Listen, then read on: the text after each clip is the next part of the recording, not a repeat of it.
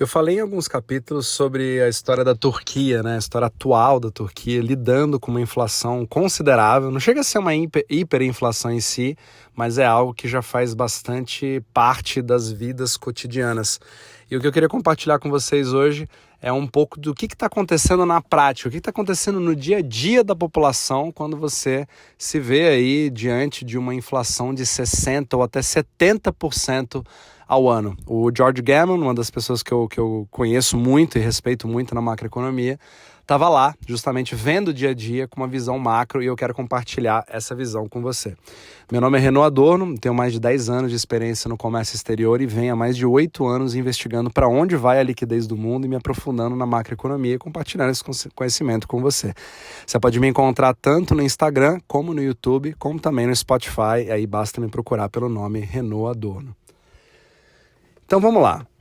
O George Gammon fez ele está nesse momento na Turquia, fez até um vídeo que eu achei muito interessante. Tinha outras coisas para poder passar nos capítulos, mas é muito importante a gente ter essa visão, porque a gente pode fazer comparativos muito grandes, né, em relação ao que acontece, ao que pode acontecer, né, em outros países, principalmente países emergentes como Brasil, Argentina, entre outros, né, cada um no seu grau diferente. E aí ele fez uma análise muito assim, boots on the ground, né? Onde você realmente está ali no dia a dia, falando com a população, etc. E pegando essa visão. A gente não tem muitas pessoas que pensam macro, então é difícil você ter alguém que está vivendo num país que está sofrendo um problema forte de inflação. E a gente falou, pelo menos nos outros 2 capítulos, né, da dificuldade, o desespero de países por dólares, como que isso influencia o câmbio, e a gente sabe que o euro-dólar tem tudo a ver com o que está acontecendo hoje na Turquia, que vem sofrendo bastante para tentar manter o valor da lira vivo, né?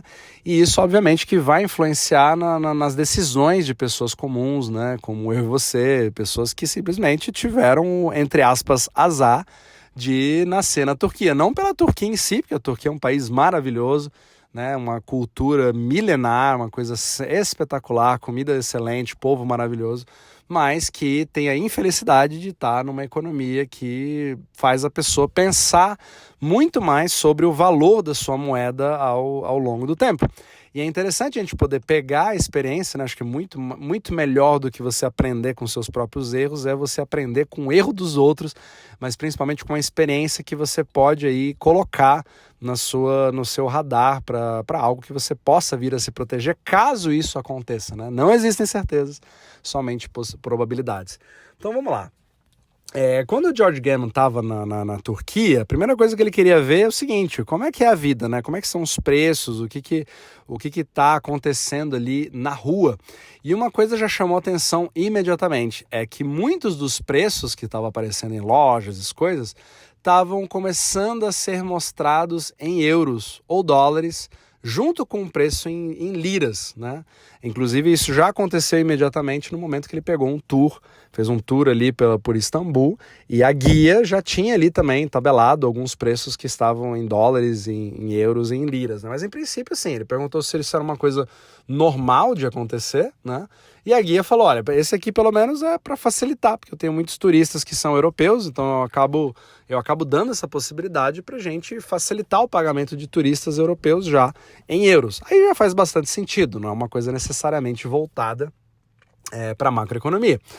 Só que aí a conversa foi indo mais além, né? E assim, é uma guia turística que é de classe média alta, inclusive, tem uma certa instrução, tem uma certa noção, e ela conseguiu dar uma visão muito interessante que depois foi mais ou menos confirmada aí pela experiência empírica, né, de uma pessoa que está lá vendo isso com esses olhos. E aí ele perguntou assim, olha, o que vocês estão fazendo para poder juntar dinheiro dada essa inflação? Porque eu acredito que quando você está num sistema onde a lira perde valor aí quase 60%, 70% todos os anos, você não vai necessariamente fazer uma poupança em liras, né? Se vocês estão sentindo isso de fato, é um problema que vocês pensam ou não é? E aí, só de fazer essa pergunta, ele já teve uma impressão muito diferente do que um americano responderia essa pergunta. Claro, o americano não está tendo tanto esse tipo de problema. Apesar de falar sobre inflação nos Estados Unidos, não é algo que foi assim, que chama tanta atenção, que faz parte do dia a dia da pessoa para ela lidar com isso diariamente. E ele reparou que isso era completamente diferente na população turca. Então, só de perguntar isso, ele já sentiu que ela sabia exatamente o que ele estava falando. Porque o cidadão turco comum, ele já se acostumou e viu que essa inflação faz parte da sua vida, né? Da vida deles. É diferente ali do americano médio que nem imagina, porque nunca teve esse problema tão forte na vida, né? A gente até pode considerar isso na própria história brasileira, né? Com as mudanças de moeda, etc. Corta 3 zeros, coloca, né? Talvez você nem saiba do que eu esteja falando. Na época dos cruzados, cruzado novo, cruzeiro real, até ter a implementação do real, isso era uma coisa mais comum no Brasil e algo que não é uma preocupação, pelo menos nos 30 anos de história aí do real, mas que é algo muito mais comum, que acontece até hoje na própria Argentina. E a Turquia está exatamente nessa mesma situação. Então, o cidadão mais simples, ele já tem uma mentalidade onde ele já sabe que a lira que ele detém está perdendo valor. E não faz sentido usar isso como uma reserva de valor. O que significa isso? Como uma poupança que você vai manter ao longo do tempo. Porque, por definição, você quer ter uma moeda que ela tenha duas funções. Que ela seja um meio de troca, ou seja, eu vou ter os preços que estão naquela moeda, né, que eu vou poder trocar, e ao mesmo tempo, se eu quiser enriquecer, se eu quiser fazer uma poupança, criar uma reserva de emergência, ou até mesmo prosperar, eu quero juntar o máximo dessa moeda possível. Então ela tem dois tipos de função que você gostaria que a mesma moeda possa fazer isso, que é a unidade a unidade de medida, digamos assim, na troca, na moeda de troca, né, a contabilidade feita nessa moeda. Então você tem o fator moeda, que vai fluir para pagar bens e serviços, mas ao mesmo tempo você tem a propriedade de reserva de valor, ou seja, eu vou ficar tranquilo porque se eu guardar essa moeda, eu sei que ela vai manter o mesmo poder de compra, ou pelo menos algo muito aproximado ao longo do tempo, para eu poder confiar, fazer uma poupança nisso. Só que você percebe que na Turquia, o comportamento do consumidor, mesmo que ele não entenda nada de macroeconomia, mas ele fez uma separação clara dessas duas funções, porque ele sabe que a lira turca não pode mais ter essas duas funções ao mesmo tempo. Então, o que acontece? Já que vocês não estão guardando as liras porque elas estão perdendo valor, o que vocês estão usando como ferramenta de poupança? Tudo bem, você tem que continuar usando usar a lira para pagar as coisas do dia a dia, pagar o supermercado, pagar suas contas. Tudo está denominado em liras porque é o que acontece na Turquia. A lira é a moeda oficial, é o legal tender, né, da Turquia. Então a lei te obriga a usar isso porque é o que nós temos. Só que se você já perdeu a confiança, digamos assim, em relação ao que a lira está fazendo, como é que você está montando a sua poupança? Quais são os instrumentos que você está fazendo para justamente chegar nesse objetivo?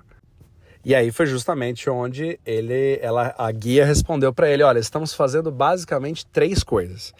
Assim que a gente recebe o pagamento em lira, digamos aqui, dos meus serviços de guia, imediatamente eu vou transformar isso em outra coisa. Então eu tenho 3 opções que são as opções que eu vejo que não são possíveis aqui na Turquia. Primeiro, guardar dólares, transformar as liras imediatamente em dólares. Segundo, transformar as liras imediatamente em euros. E o terceiro é transformar as liras imediatamente em ouro. Então, ela até falou que existem instituições ou bancos, né, que essa instituição permite que você faça o seu depósito em liras e dentro do próprio aplicativo você consegue fazer uma conversão dessas liras para frações de ouro. É claro que a gente não tem o detalhe de exatamente como que seria a custódia, né? Porque o ouro, quando você não detém fisicamente, é que nem Bitcoin, né? Não tem só chaves, não tem o Bitcoin, da mesma forma do ouro. Se você não o detém fisicamente, ele não é seu e você tem um risco de terceiros para custódia dele na hora que você quiser fazer a liquidação. Então tem isso também. Só que vê-se com uma forma popular de ter justamente o pensamento de que não, a partir de agora eu tenho que ter uma separação clara, eu tenho que ter uma ferramenta que é usada para moeda de troca, para ferramenta de troca, de comércio, que são as liras, mas no momento que eu quero guardar, eu não posso mais confiar na lira. Eu preciso ter algo que vai garantir uma saúde das minhas reservas ao longo do tempo, e ela tem que ser ou dólares, ou euros, ou ouro. É assim que eles estão vendo hoje. O George Gammon até fez uma pergunta para perguntar sobre o próprio Bitcoin, né? Se eles veem o Bitcoin como algo que esteja suprindo isso nesse sentido, mas ele não viu muitas pessoas tendo de fato esse uso. Só que ele também teve uma amostragem muito pequena. A gente vê nas pesquisas em cripto que a Turquia, junto com o Brasil, inclusive, é um país que tem uma demanda bastante grande, faz muitas transações em cripto. Então o turco ele não está completamente desfamiliarizado com o tema. Ele sabe o que é cripto e até usa. A pergunta é, que eu não sei, talvez até você saiba, né, se você tiver mais contato com a Turquia do que eu, é de dizer se realmente o Bitcoin está sendo usado como algum tipo de ferramenta para sair do sistema e ter uma reserva de valor. Não parece ser tanto o caso, apesar de que em bazares e joalherias que você vai andando nas ruas na Turquia, muitos deles têm placas mostrando que aceitam Bitcoin como uma forma de pagamento. Talvez seja por outro motivo, não por reserva de valor,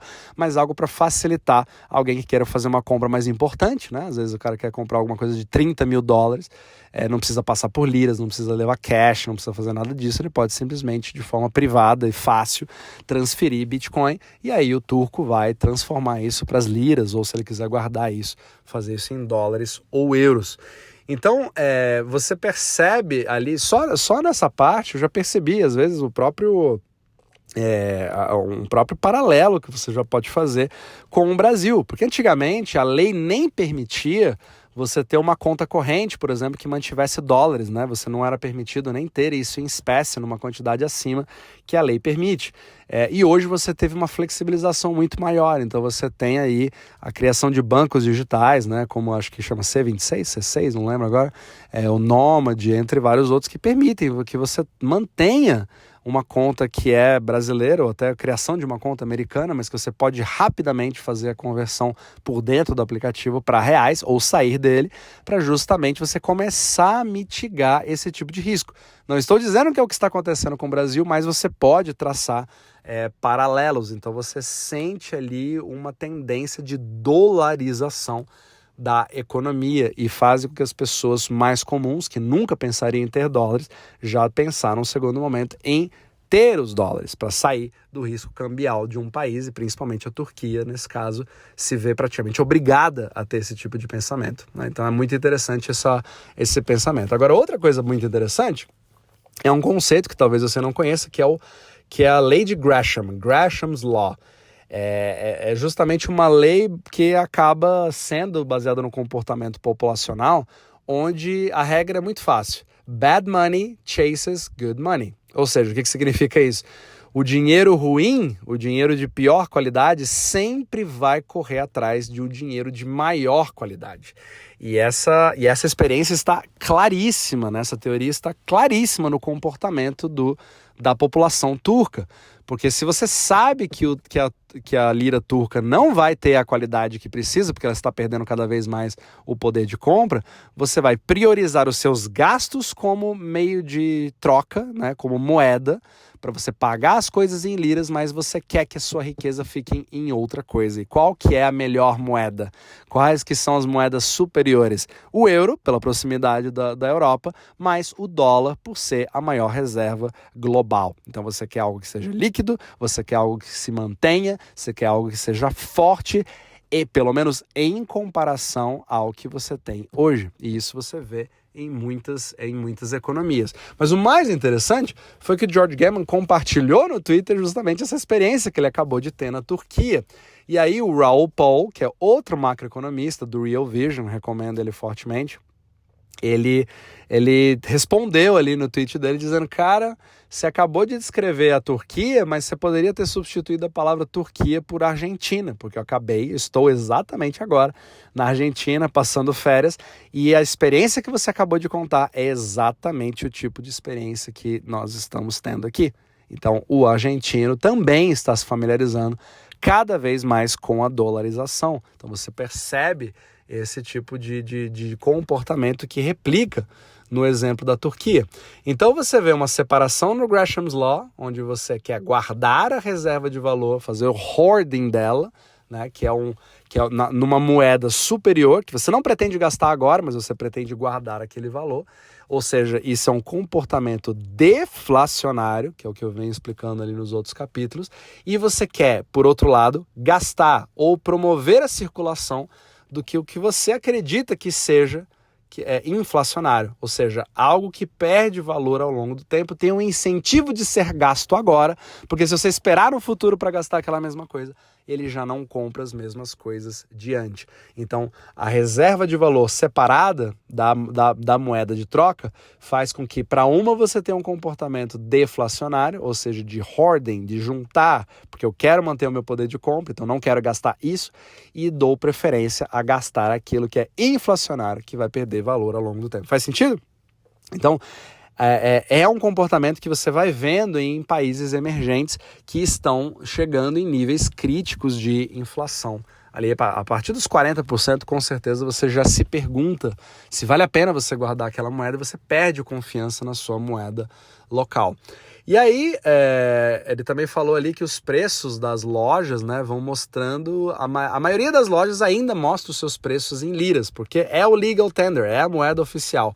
Só que você percebe um mercado paralelo sendo criado, né? Apesar da obrigatoriedade governamental imposta pelo governo turco da lira ser a moeda principal, quando você faz aquela negociação em cash, principalmente no mundo árabe, você tem ali, né, aquela... É normal, é cultural você fazer uma negociação em cash, aí você fala, quer saber, ó, eu tô com dólar aqui, quanto que você faz se eu te pagar em dólar? E aí você acaba entrando num acordo onde você vai fazer esse pagamento e decide o preço final em dólar. Mas o que ele também percebeu é uma deterioração da economia, onde além dessa separação entre a reserva de valor com o meio de troca, as pessoas começaram a sentir uma grande dificuldade do pagamento dos aluguéis, porque os preços do real estate, do mercado imobiliário turco, eles subiram significativamente. Inclusive muitos investidores estrangeiros viram a Turquia como uma excelente oportunidade justamente por usar essa arbitragem da diferença de câmbio. Se você tem uma moeda muito fraca, imediatamente o preço do real estate, para quem tem uma moeda superior, imediatamente fica super barato. É algo que você sente, né? Quando você sente um americano indo para o Brasil, né? Se ele vai dividir os preços por 5, ele com certeza vai ficar muito, muito feliz. Imagina você ir para a Argentina e dividir os preços por 170, por 200 ou até por 250. Então, obviamente que os preços, a arbitragem cambial favorável vai criar uma demanda gigantesca por capital externo por real estate na Turquia, e esse capital externo vai acabar inchando os preços e dificultando mais ainda a vida daqueles que estão hoje na Turquia. Então, mesmo aquela guia turística que eu falei aqui, né, nesse exemplo do George Gammon, sendo ela de classe média alta, né, ela estava preocupada com o final do termo do aluguel, porque ela falou, olha, cara, minha preocupação é quando acabar o meu aluguel e eu for renovar, provavelmente o preço vai ser bem maior e talvez eu não dê conta, então talvez eu seja obrigada a me mudar para outro lugar mais barato, ter que ir para um lugar mais periférico, vai atrapalhar o meu trabalho como guia, porque eu vou ter que voltar para o centro, porque a vida está acontecendo aqui no centro de Istambul, mas ao mesmo tempo vai valer a pena, porque eu vou ter que reduzir, vou ser forçada a reduzir o meu estilo de vida para justamente baixar os custos ou pelo menos poder manter aquele custo que eu tenho. Então isso é bastante complicado, as pessoas vão sendo espremidas, né, na sua renda, e elas veem o seu poder de compra se perdendo cada vez mais. Então, apesar de a gente ver assim, que a inflação realmente está afetando a vida das pessoas na Turquia, não chega a ser uma situação tão caótica como a gente vê na Venezuela, por exemplo, a pessoa se matando por um frango, uma coisa onde você vê ali a perda completa do valor, né? Onde o papel moeda do bolívar venezuelano, ele vale mais como como um guardanapo do que o que a própria nota diz. Então, a Turquia não chegou nesse tipo de nível. Você tem, por exemplo, ele continua sendo um hub turístico, muitos turistas indo para a Turquia, funcionamento de hotéis, restaurantes lotados, a coisa parece fluir. Só que o povo local está sentindo um aperto cada vez maior. Então, assim, sente as dificuldades, mas ainda se consegue ajustar e vai se mantendo no jogo com essa economia paralela rolando que vai sustentando esse tipo de coisa, principalmente pelo turismo, que vai trazendo esses dólares, né, no mercado, sem ser um mercado bancário. Eu nem estou falando de euro-dólar aqui, né? A gente sabe que essa é a real causa, só que o mercado varejo, pessoas que vão de fato levando ou gastando no seu cartão de crédito, pessoas que têm como sua moeda principal o dólar, vão alimentando esses eurodólares, entre aspas, no mercado de varejo. Então é muito interessante que isso vai mantendo toda a coisa viva, né? E o George Gamer até fez um questionamento que eu achei até interessante, né? Que, por incrível que pareça, as pessoas que estão nesses países, por estarem em face diante desses problemas que eles têm que resolver, elas têm não somente uma consciência maior do que pode acontecer, que o americano está muito mais numa posição muito mais privilegiada, que isso não é uma decisão que ele tem que tomar agora, mas que elas usam a lei de Gresham a favor delas. Ou seja, elas têm uma opção de dinheiro melhor que pode manter o poder de compra dela, principalmente no último ano e meio, que fez subir muito o preço das pessoas. E o argumento que ele faz é que os americanos e os europeus, eles não têm muito para onde fugir. E se esse tipo de problema acontecer comigo aqui nos Estados Unidos ou na Europa, mesmo que não seja um problema monetário, que é o caso da lira, mas, digamos assim, a inflação subiu, né? A inflação entre aspas, né? A subida de preços do consumidor foi maior, mesmo que não seja necessariamente uma inflação. Mas o poder de compra de quem tem um salário fixo nos Estados Unidos é o mesmo.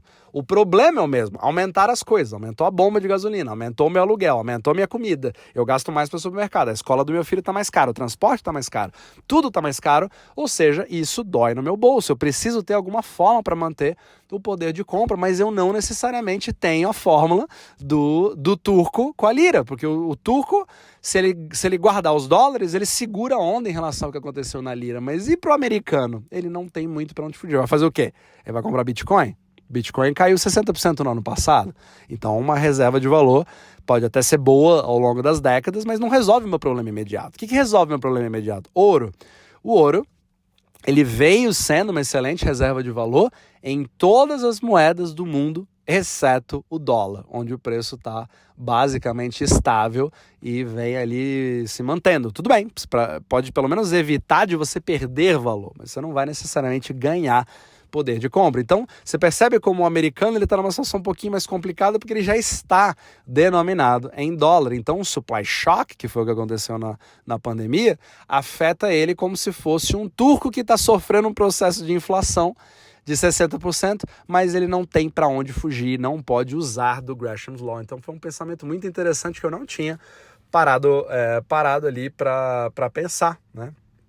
Então, ao mesmo tempo, assim, a gente pode tirar uma conclusão do que vem acontecendo, né? Você percebe que a gente tem toda uma vida num determinado país, mas esquece que quando você vai para um outro país, está numa outra realidade, imediatamente a sua mentalidade macro faz você pensar em coisas que você não pensaria antes, porque não afeta diretamente o seu bolso. Então, mesmo que você tente estudar as coisas de forma macro, sentir na pele dá uma outra perspectiva, né? Então, assim, apesar de eu, Renaud Adorno, não ter estado ali na Turquia nesse exato momento, eu já consigo me colocar no lugar como se eu estivesse ali junto com o George Gammon para trazer essa opinião. E se eu estivesse na Turquia, o que eu faria, né? E se eu estivesse na Argentina, o que eu faria? O que as pessoas de fato estão fazendo? Como elas estão se protegendo? Então vai ser muito interessante e que mesmo que você perceba que a gente tem toda uma mídia que está marretando uma narrativa de desdolarização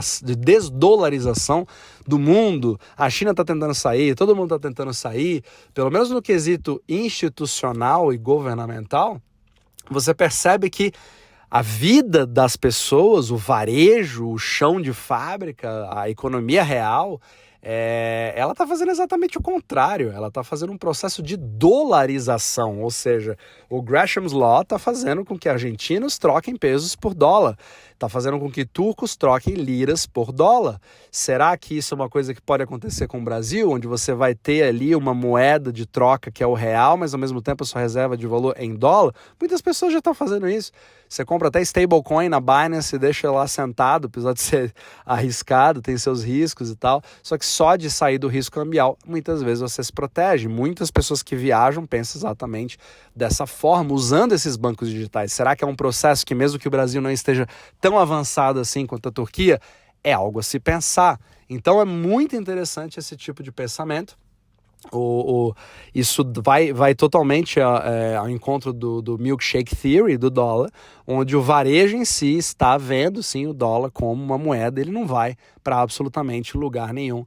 E esse processo de mudança, sempre bom a gente vendo cada país como um termômetro, né, e ver todo esse processo de mudança acontecer diante dos nossos olhos e a gente poder aprender o mais rapidamente possível para entender e poder se defender na hora que isso aconteça, porque a gente não pode controlar o que vai acontecer, mas tendo essa noção, tendo essa visão macro, vai juntando nas ferramentas para a gente ficar sempre mais preparado para, obviamente, proteger o seu capital e principalmente proteger a sua família.